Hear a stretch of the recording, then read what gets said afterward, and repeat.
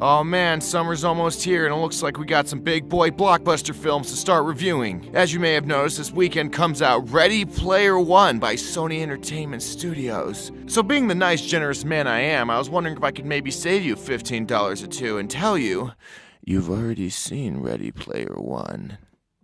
What if I told you already saw Ready Player One and it came out in the early 2000s under the name of Codename Kids Next Door? I mean, Spy Kids 3D, game over. And you saw it when you're about 9 years old with a big chocolate candy bar in your hand. That is correct. Codename Kid Next Door came out in early 2000, and later we get this movie called Ready Player One that's just trying to be the same thing. Don't believe me? Sit down, I'm about to show you. Put your popcorn in your mouth and get ready for some simulation. Spy Kids 3D also took place in the video game fictional universe, where also Ready Player One primarily takes place. Who was that, Deadpool, or was that Tracer?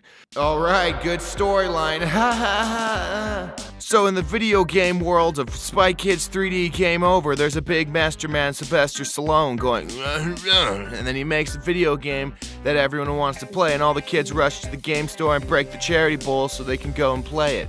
As you can see, the game is really, really good and the graphics aren't so great. But what do you expect? It's 2001. There's a lot of stuff going on. Leave them alone. But this video game happens to have a unfathomable riches.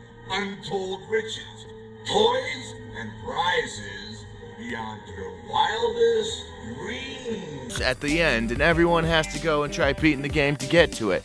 Except there's always those really fat kids who aren't being really good. And then if you get to the end, you get untreasurable riches. Untold riches.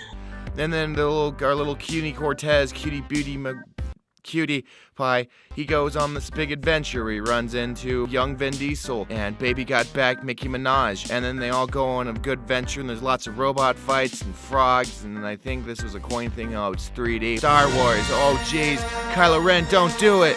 Once they play the video game, they become trapped in the video game world where they can't leave it, like if they were playing a bad game of Gary's Mod Trouble in Terrorist Town, their mom wants them to go to bed. I'm not a traitor. But as you can see, if they leave, something bad happens. So it's up to Judy McCortez and his sister Booty McDuty that they gotta go and beat the bad guy and beat him in with Tinker Toys and big 3D. Yeah, it's a bad movie.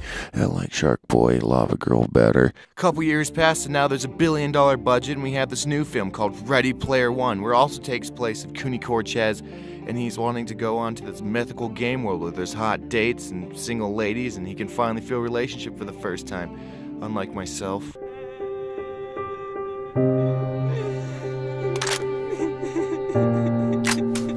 So in this video game world, we got an onslaught of characters. We got more frogs, and we even have Deadpool and video game Tracer again. Yet again, this is the same storyline. Sylvester Stallone comes out and he says there's a big treasure at the end, $1 billion to whoever gets it, and then everyone races to get it. And a lot of the simulations are kind of the same. I mean, look at it. Spy Kids 3D and Ready Player One both have a really cool death race where everyone likes to watch it, except the Mad Max Interceptors in this one. That's got my attention.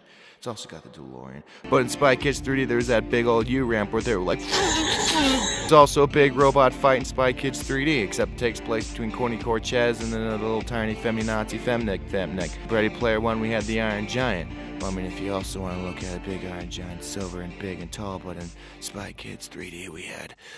Elijah Woods. Frodo, get me that ring. It's also a big key if they get to it. They get to the final level, which is unwinnable, which we all know, because watch Elijah Wood go...